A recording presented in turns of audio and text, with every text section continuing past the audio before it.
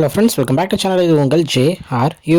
ஒரு சூற காத்து காத்து காத்து என்ன பார்த்து சூற காத்து காத்து. இன்னைக்கு வீடியோவில் நம்ம ஜிவி பிரகாஷ் உள்ள நடிப்பில் வந்த பிளாக்மெயில் அப்படின்ற படத்தை பற்றி தான் பார்க்க போகிறோம். ஆமாங்க, படத்துடைய டேரக்டர் யார் அப்படின்னு பார்த்தோம்னா மாறன். ஸோ இவர் வந்து பார்த்திங்கன்னா இதுக்கு முன்னாடி இரவுக்கு 1000 கண்கள், அதுக்கப்புறம் கண்ணை நம்பாது அப்படின்ற 2 படம் எடுத்திருக்காரு. ஸோ 2 படமுமே ஒரு த்ரில்லர் கலந்த ஒரு சஸ்பென்ஸ் த்ரில்லர் படமாக தான் இருக்கும்.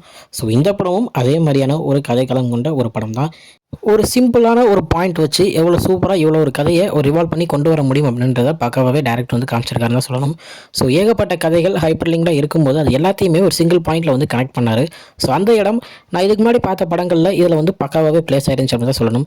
ஏகப்பட்ட ஆக்டர்ஸை உள்ளே வச்சுருக்காங்க. முக்கியமாக நம்ம ஸ்ரீகாந்த், பிந்து மாதவி, தேஜ் அஸ்வினி, ரெடின் கிங்ஸ்லி, அதுக்கப்புறம் பார்த்திங்கன்னா நம்ம சாஜி சென், அதுக்கப்புறம் முத்துக்குமார், இந்த மாதிரி சொல்லிட்டு போகலாம். ஏகப்பட்ட ஆக்டர்ஸ் வந்து உள்ளே இருந்தாங்க. ரமேஷ் திலக் முக்கியமாக ஒவ்வொருத்தருமே அவங்கவுங்க ரோலை பக்காவாக பண்ணியிருந்தாங்க.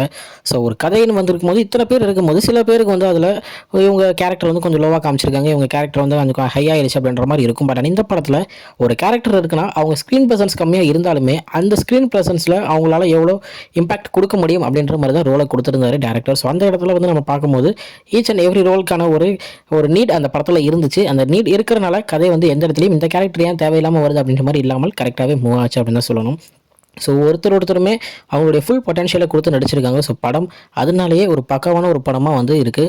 ஸோ ஆனால் பட் பார்த்தீங்கன்னா ஏகப்பட்ட பேருக்கு இந்த படம் வந்ததே தெரியாத அளவுக்கு தான் போயிட்டுருக்கு அப்படின்னு தான் சொல்லணும். எனக்கு அது ரொம்ப மனசுக்கு இதாக இருந்துச்சு. ஏன்னா இப்படி ஒரு நல்ல படம் வந்து நிறைய பேரால் பார்க்காம ஏன் இப்படி பண்ணுறாங்க அப்படின்ற மாதிரி எனக்கு தோணுச்சு. ஏன்னா இதே ஒரு பெரிய ஆக்டர்ஸ் இதில் நடிச்சிருந்தாங்கன்னா ஓடி இருக்குமோ அப்படின்ற ஒரு டவுட்டும் வந்துச்சு. ஏன்னா அவ்வளோ ஒரு சூப்பரான ஒரு ஸ்டோரிங்க.